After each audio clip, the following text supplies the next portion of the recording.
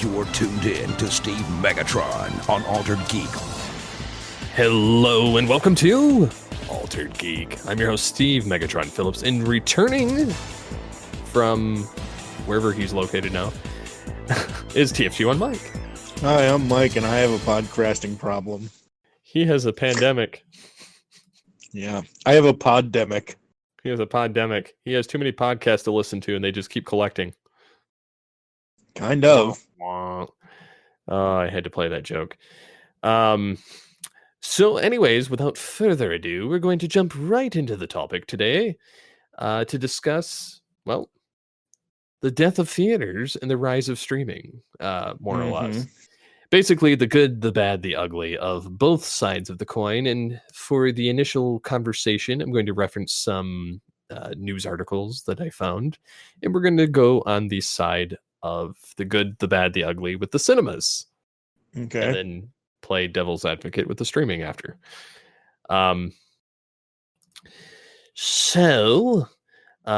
Christopher Nolan kind of mentioned a post-coronavirus future of we need what movies can offer us, basically saying that it was acknowledged that regular people, as in quotations, behind the glamour of the movie business and identify the reasons why theater going is a collective cathartic experience.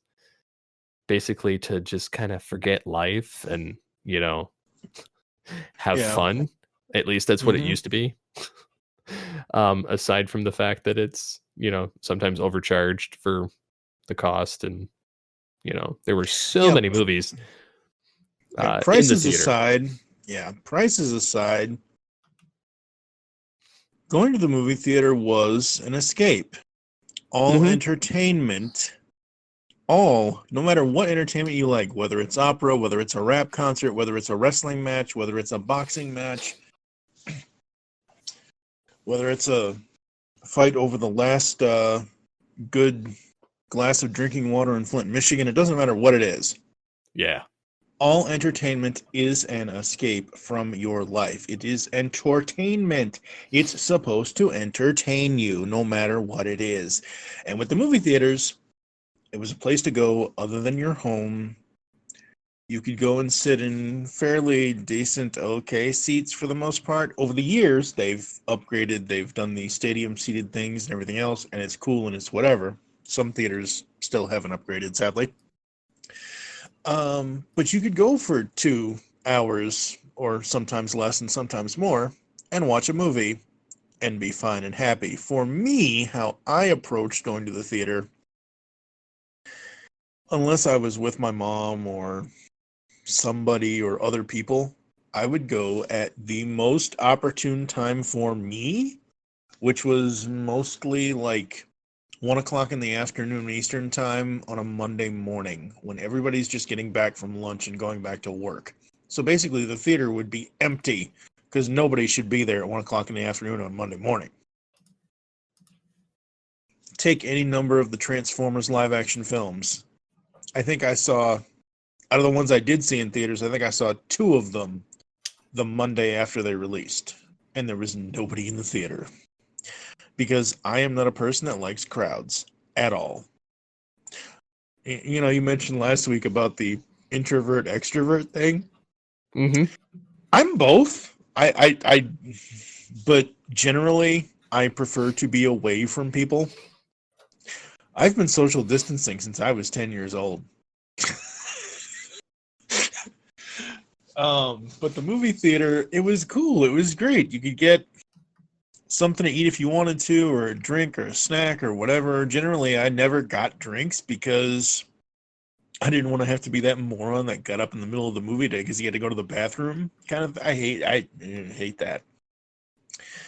So it was great. It was cool. It was something on a large screen, and it was fun going to theaters. And lately, it hasn't been so much fun because it costs so much. Yeah, and the thing is too, like, being where I am in my point in life, I just don't have time to go. And it's not really on my radar. Like, so generally I do wait for streaming. And do I love the experience of going to the theater, yes, because honestly, there's nothing quite like it. Right. Because you get the giant screen, you get the surround sound, you get the full immersion into it. Whereas when you're at home, you know, you have distractions, you use your phone, um you may be doing something else while you're watching it. Like I have two monitors, like generally I'll play a game on one, I'll watch Netflix on the other. And so it's kind of a toss up of what I'm paying attention to. Um but that being said, um other than when I lived in the Flint area and having the annoying person that had like the loudest freaking bags of food in the world, um, crackling around me, or that couldn't stop talking on their phone or stop talking in general.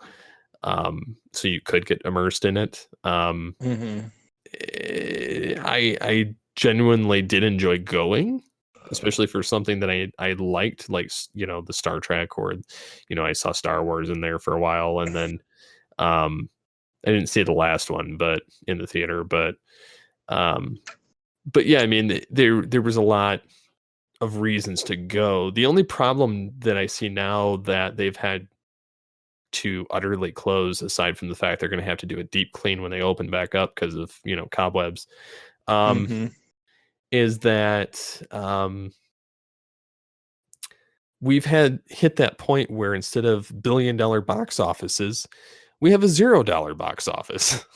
Mm-hmm. And you went from having, like, back in the day, they were like, you know, okay, we would have like a couple of huge movies every month, and you know, you'd have like a kind of a rotating panel of some movies every week, you know, enough for like every day of the week, pretty much, Mm-hmm. instead of having like anywhere from like 15 to 20 movies come out every week, Yeah. um, which is what we were getting. Honestly, a majority of them with the platform that we're on now, with having streaming in movie theaters, about half of those should go to streaming, because there's a lot of them that are not strong enough contenders for the theater. And there are some Mm-hmm. where you should be fully immersed and be in the theater for them. And it's going to be really telling when this is over, when this whole pandemic is over, Mm-hmm. because this huge monumental amount of movie theaters that are shut down across the globe, some of the services like NBC, their Peacock service they have, Mm-hmm. NBC Universal, which granted NBC and Universal are both owned by Comcast, who's also Right. a cable company, an ISP, and just content provider as well. Uh, they broke the theatrical window, which they've been trying to do for years. Even as Comcast, before they went in Xfinity, they've been trying to break this for years, and trying to have like pay-per-view movies where you get them immediately. Well, now they can actually do that because they have their own service and they can use their Xfinity X1. It Mm-hmm. says they will make movies available on demand immediately. Um, it says, granted, you know, some, like DreamWorks, the Trolls movie that came out, which Mm-hmm. meh. Yep. It says that, you know, insiders say the movie isn't a blanket policy for the studio's entire 2020 calendar, and that decisions regarding other titles and the duration of the policy haven't been made yet. But I have a feeling that we're going to start seeing kind of a trickle down effect, Mm-hmm. um, of certain movies immediately going this route. Um, And what they're doing to compensate is it says movies will be made available on a wide variety of on demand services for a 48-hour rental period at a suggested retail price of $19.99. In other words, the same cost it would be to buy the DVD when it comes out. Um, and they're saying in the US, and the price equivalent in whatever it is in the international markets, they're basically saying that they're also trying to provide options for consumers who cannot or should not go to the cinemas, um, which I kind of like that option to see it from home. However, I think, and I get that they're charging that much because it's a new release, um, and you're going to be watching it from your home, like the convenience of it, and they're estimating that you would be buying um they estimated that you would be buying enough tickets for everyone in your family. But yeah, I don't know. Like it doesn't seem that bad.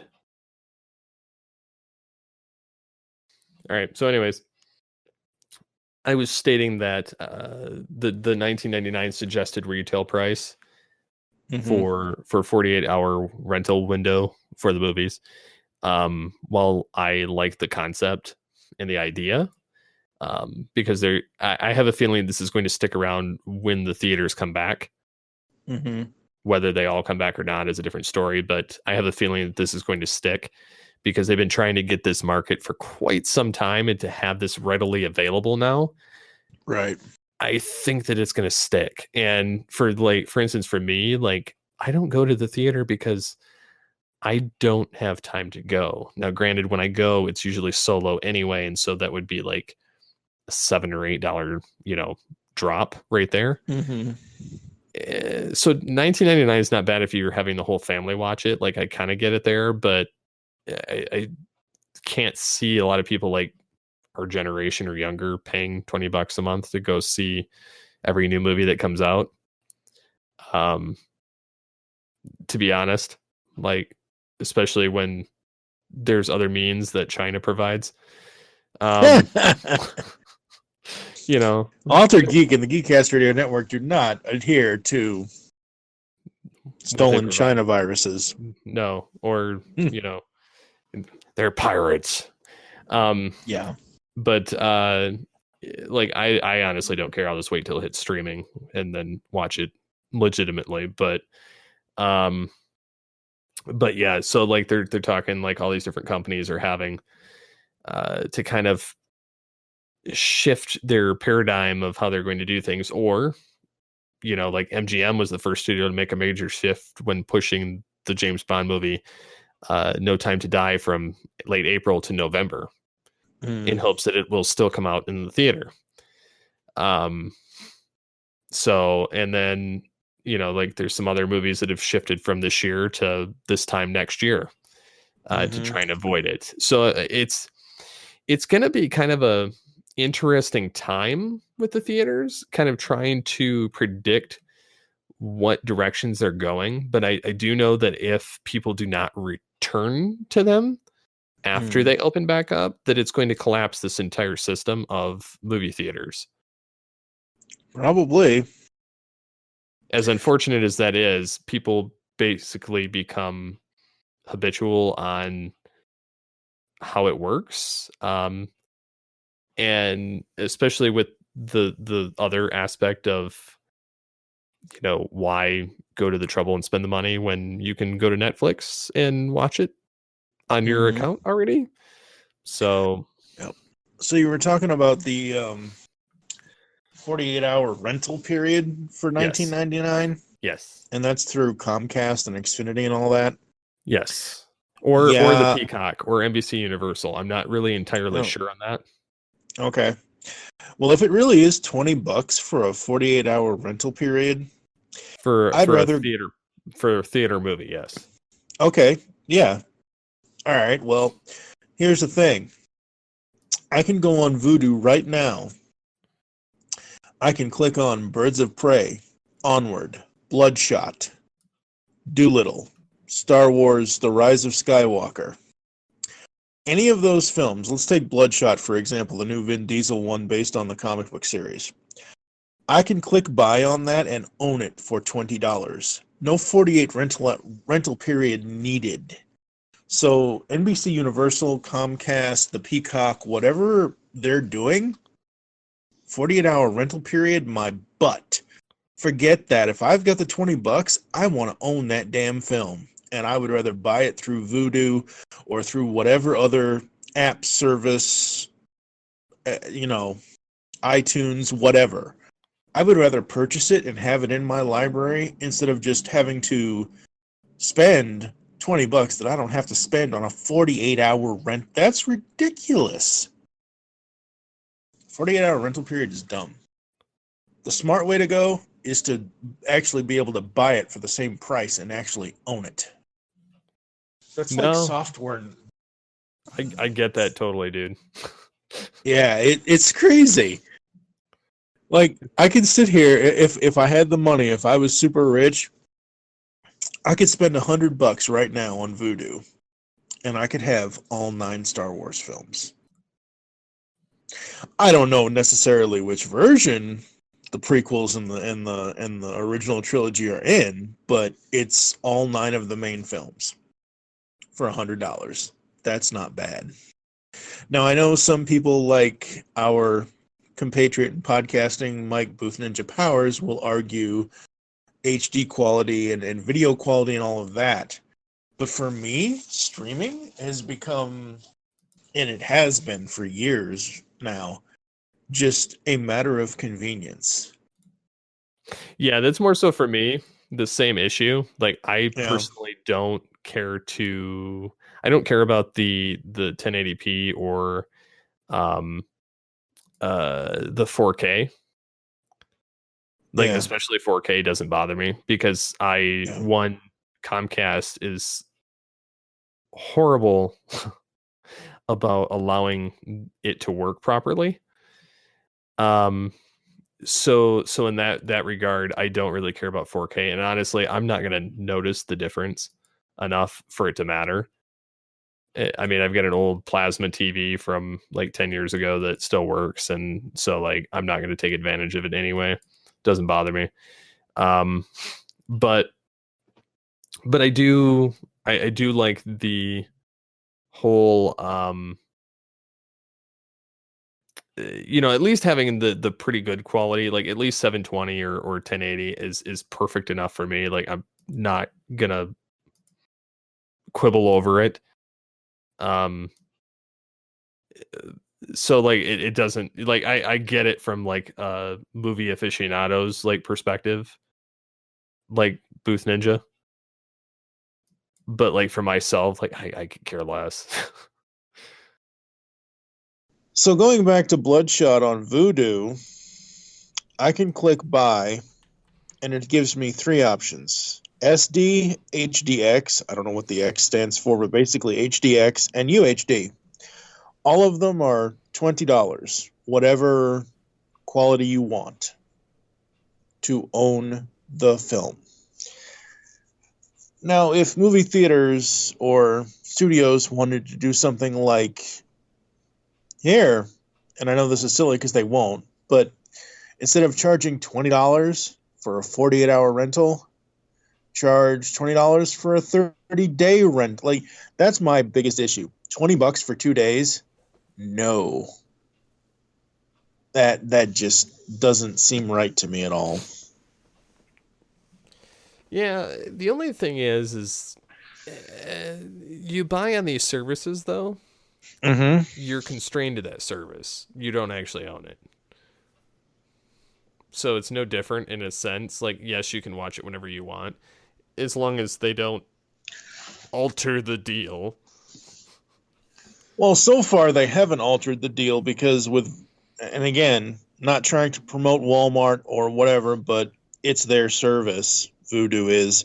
Vudu, I connected my iTunes library to, and because I had already pre-purchased all of that stuff, I can go to my movies and I have almost everything that I've purchased in iTunes since 2006, and I can still watch it all.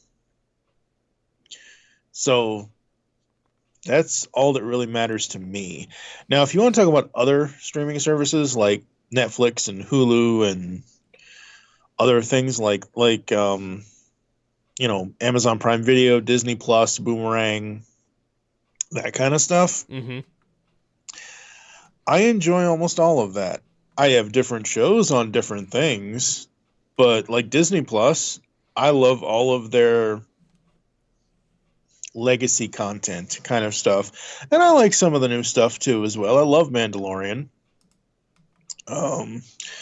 Netflix, I watch maybe 5 or 6 or 7 shows. I'm most active on Hulu because I constantly rewatch stuff on Hulu. So, I mean, we now live in a streaming world. So, what do you see this heavily impacting the future of movie theaters? It would be kind of hard not to, because who wants to go to a movie theater with, let's say you go on opening night at 7 p.m.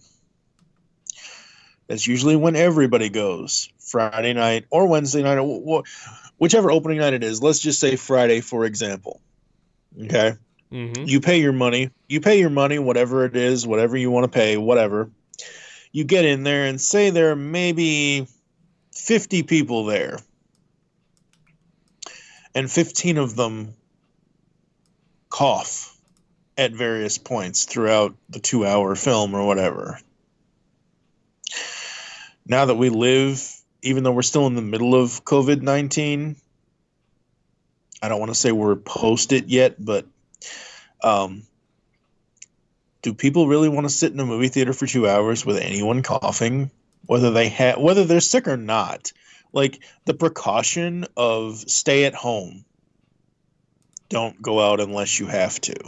So that precaution, that quote unquote mandate that the world is taking at large, I guess,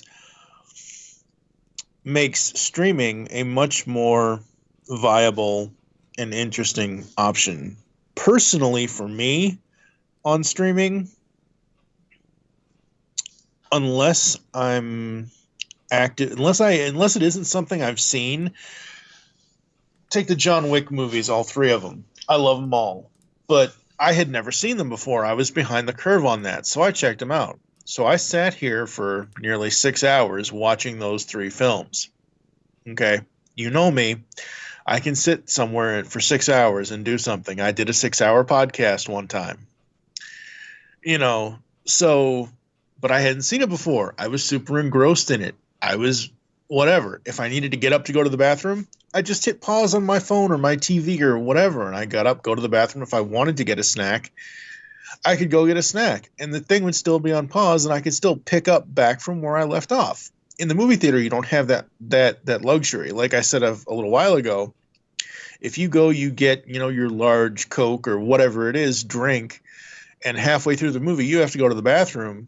Well, you have to go to the bathroom, and you miss out on part of the movie.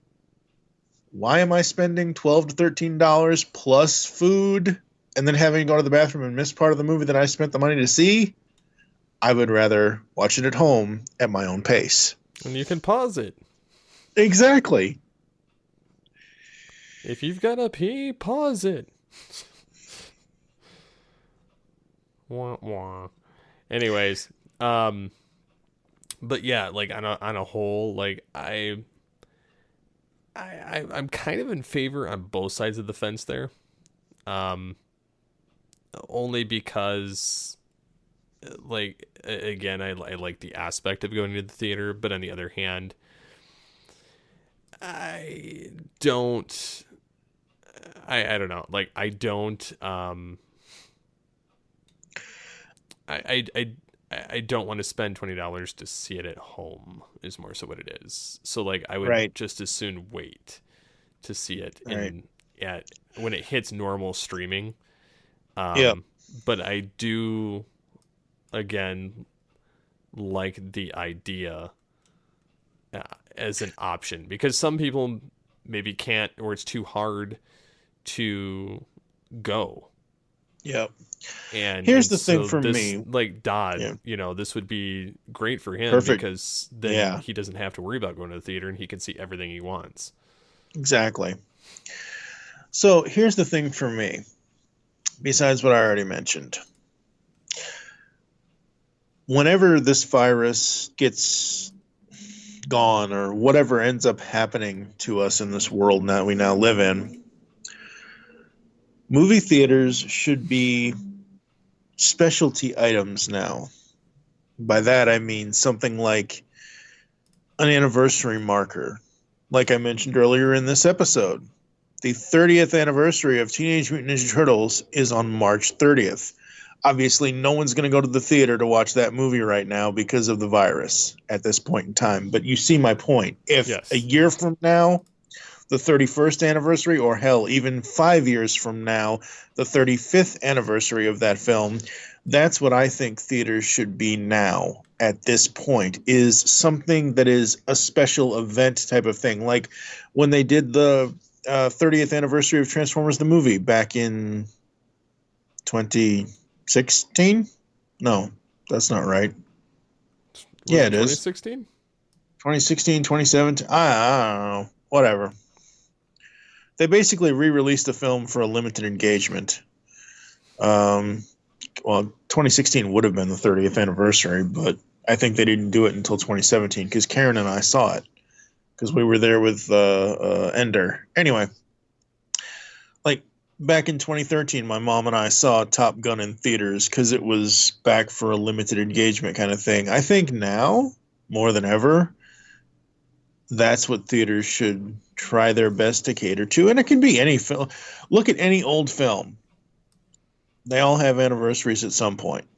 So the theaters could still have whatever new films they're going to have, but their bread and butter should be catering to the nostalgia, because I don't want to go to the movie theater and be amongst all those people. Like I said earlier, I actively avoid. I pick a time for a movie and I avoid every single other person. So why not just have me stay home and watch it on my own TV for whatever price? No, I mean, I totally get it. But yeah, I don't know. Like I'm kind of torn. Like I said, just trying to make sense of that. Yeah.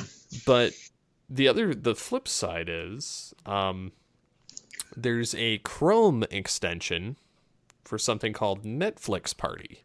I don't know if you've heard of it. Yeah, I've seen the stories about Netflix Party. So basically, you create Netflix parties to watch favorite movies together and shows, and you stay in sync with friends while watching. So basically, instead of having to go, all right, on the count of 3, press play. you start a party, you copy the URL, you invite everybody, and then everybody's at the same part. Right, exactly. Which honestly is awesome. And truthfully, if having this extension makes it easier, I would so watch and do commentaries on some stuff. Yeah, this extension should be for all services, not just Netflix. But Yeah. I understand why Netflix came up with it. I don't know if Netflix came up with it, but okay, well, it's called Chrome, Netflix. whatever. It's netflixparty.com. I don't know who owns the rights to it though. It's not Netflix. It can't be. But I don't know. Yeah, it says support us on Patreon, so okay, well, it's not Netflix, but it's okay, cool. well, it's not Netflix. Heaven forbid we say something that's factually inaccurate on this podcast we network. might get accused of liking Hulu, I had to bring back that old joke. The old death threats. Gotta love that. Yeah. That's crazy. Because anyway, we talked about Netflix too much. Yeah, exactly. I mean, that would be awesome if you had a party watch availability thing, because like I said before, once I eventually get my computer out here and the setup and everything else, once I'm back to full production, I actually have a plan of putting the TV that we have in storage above where my desk is going to go, so I can actually sit here and record commentaries without having to have it actively go through my computer. Because that was always the biggest hurdle for me, was being able to record the show on Skype and being able to also semi-hear the film, but I had to watch it all on one thing. Now that, I have my computer and I have my TV that's separate, I can mount the TV on the wall, sit there and watch it on the TV, and still record it through Skype, through whatever. And it's like, that was one of my biggest things before my wife and I moved out here, was eventually this year I want to do a hell of a lot more commentaries, because once we have this set up in the apartment, It's going to be a heck of a lot easier for me to do so. I don't know, like I wouldn't be opposed to doing some commentaries of some episodes or some, shorter based content. I don't think I Hmm. could sit through like a movie per se and do one unless it was like a Yeah. shorter movie. Like if you're talking like a Marvel film, probably not. But like if we were doing like watch through play of the new Animaniacs cartoon, for instance, Hmm. um, I would probably be down for that. Like getting initial reactions and things like that. That could be something fun to do. Yeah, that would be cool. So I guess the question to the listeners is: do you think we're witnessing the slow death of movie theaters?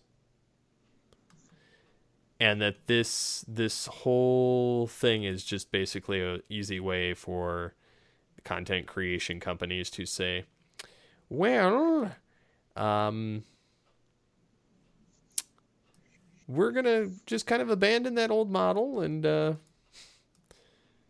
see what happens, and you have to watch it on here. We're not gonna release things to the theater anymore, and so I just kind of wonder where this is going and how long they're going to keep it going if they don't keep it going continuously. But I think doing a hybrid model instead of dumping their load on marketing, like mass marketing on content that they're unsure of in Hmm. the theater, I think releasing it to their streaming platforms is a much more feasible concept. And then having the ones that are going to clearly be juggernauts in the theater that will put butts in seats, it would be a win-win for both sides anyway.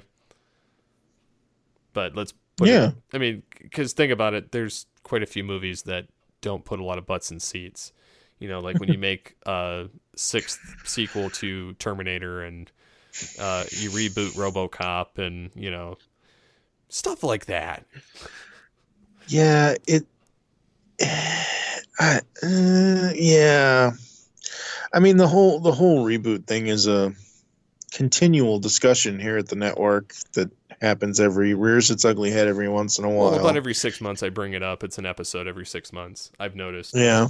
I, And the funny thing is the reason why it keeps happening, not that you keep bringing it up, but the reason why the reboots and the remakes and all that keep happening is because original ideas don't seem to perform that well. no, they Some don't. do, No, they some don't. do, some, very few, but some. There's a 5%, 95% ratio of which do and which don't. Um, but I don't know. And speaking as someone who is ruled by nostalgia most of the time, I actually can't wait to eventually see Knives Out. Uh, Looks really interesting. Plus, I like Chris Evans, so there's that. Um, I mean, I've like I said, I missed the boat on the John Wick movies, but I've caught up now, and like. I don't know if they would necessarily be your movies. I know you like action movies, but he's a former assassin that gets pulled back into the life kind of thing, and it's kind of a little bit of a violent movie series, so I'm not Like sure it'd be Taken. your. Yeah, a little bit, but better than that. Um, so I don't know.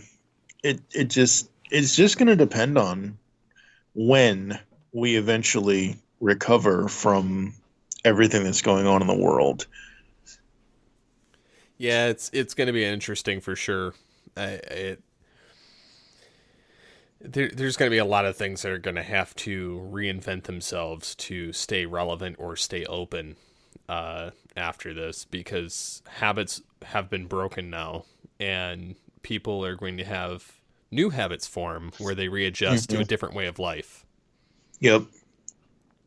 And unfortunately, just like the comics that we discussed in the previous episode, the theater is going to be another one. And honestly, comics and the theater have been faltering for years.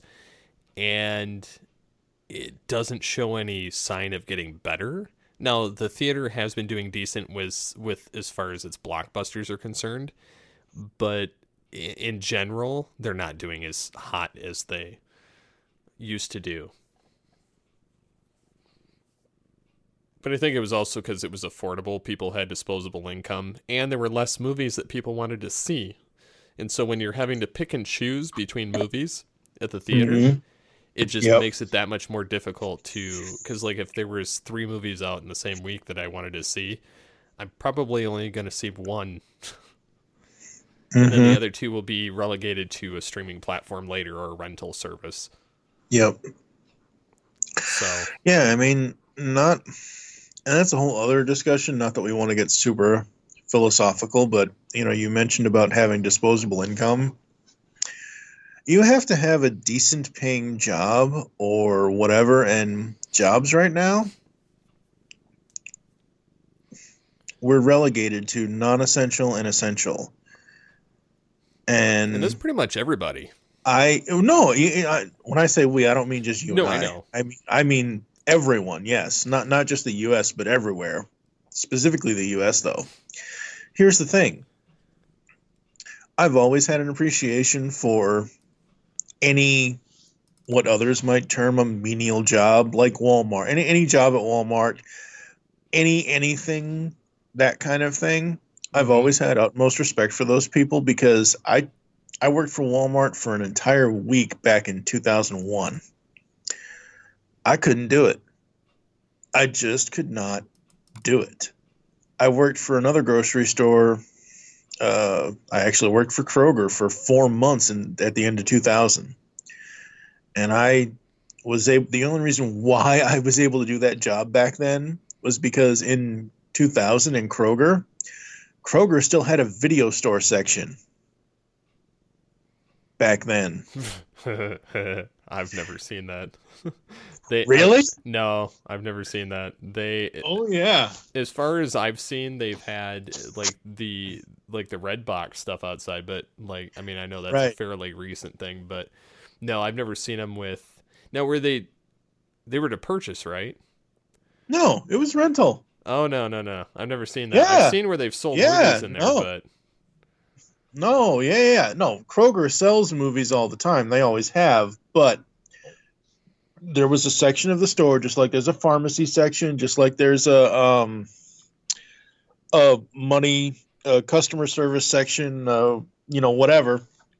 There was a dedicated video rental section in the Kroger that I worked at because that's the part of the store. That's the only part of the store that I could actually get a job in because all I had to do was stand there and count change and give people recommendations on what I think they'd like to rent that night. Have them fill out basically it was Blockbuster. You look like a Liam Neeson person. Come pick up your movie. Dude, my make me famous story from working there those 4 months. This family, mother, father, and twin daughters. I was 20 when I worked there. They were maybe 19 or 20, somewhere around there. So they all come in, and they're looking for this movie. They give me 3 things.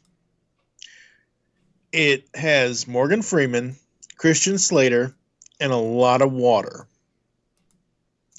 I took a beeline to the H section and I pointed out Hard Rain, and that was the movie they were looking for.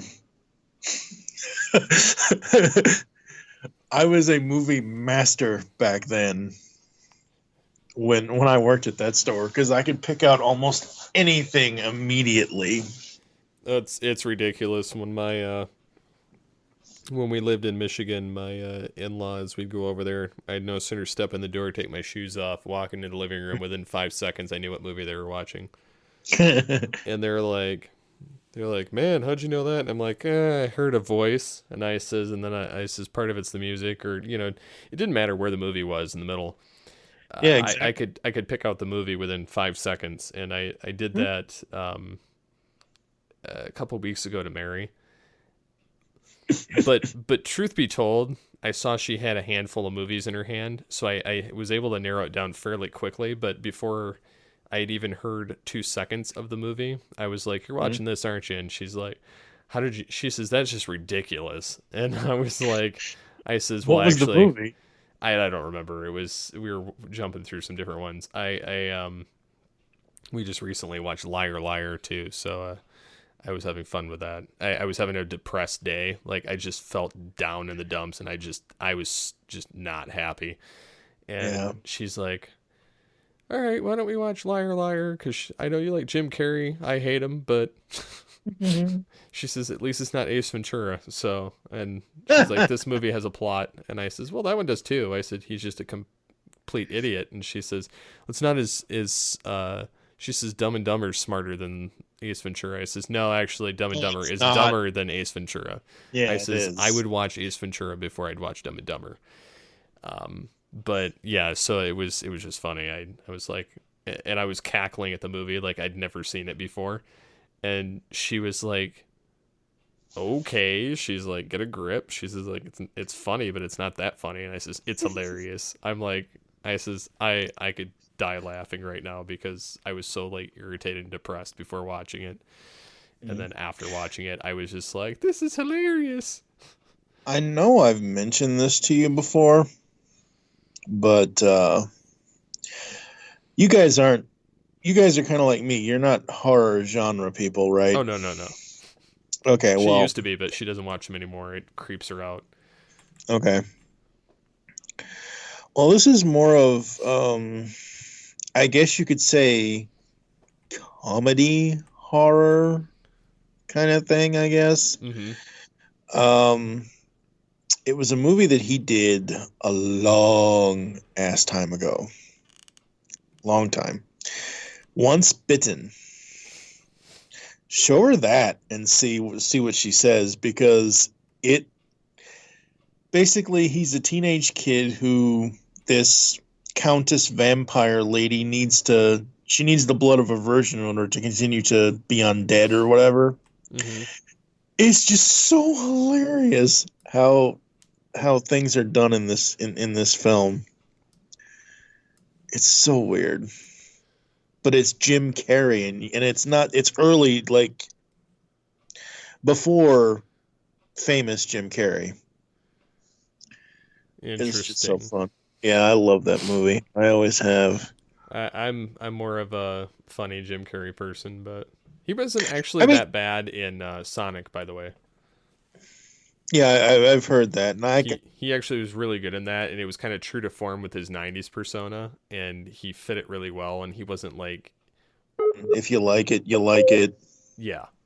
So the point is, I will send you the trailer, and you can decide for you. Like I said, I had seen this in the mid-90s. I think it's an 80s movie. I could be... It is. Yeah. It is. I'm familiar with it. But... I think before this craps out on us again, because we're amidst the continuation of the coronavirus, like internet exodus, where everybody lives online now, I don't want it to cut out again. So we're going to cut this short. Yes, we are. So where can the good people find you online? In some back alley I don't know. I'm at TF. We buried him with a shovel. That's right. It's a shovel. I'm at TFG and Mike on Twitter. And I'm at SCP21 on Twitter. You can leave us feedback on this episode on geekcastradio.com or the Facebook page or Twitter or wherever you feel so inclined. You can send us an email too. Feedback at alteredgeek.com. And until next time, get altered, get geeky with the Altered Geeks.